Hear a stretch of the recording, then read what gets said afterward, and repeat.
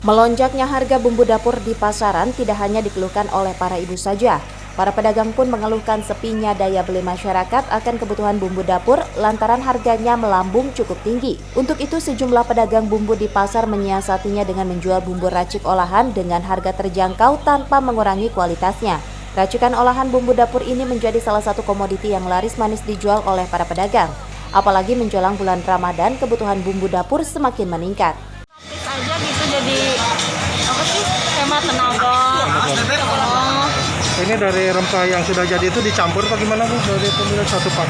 Iya, di satu paket misalkan beli paket rendang, paket rendang gitu. Oh gitu. Iya. Belinya berapa Bu? 5.000 Oh 5.000. Dibanding cabai mahal ya Bu? Atau gimana? Iya. Cabai mahal. Soalnya ngambil simpel lah. Kalau yang beli yang itu kan mahal gitu ya. Nggak seimbang sama pengeluaran.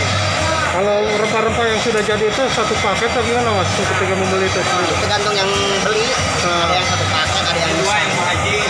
Ada yang cabainya aja gitu, ada yang bumbu. Mas, jelang munggahan ini berapa kilo yang biasanya habis ini Mas?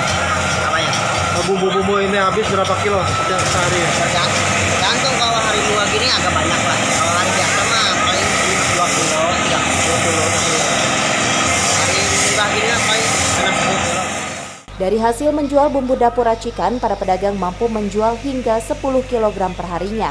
Dari Ciomas, Kabupaten Bogor, Mandi Jajar melaporkan.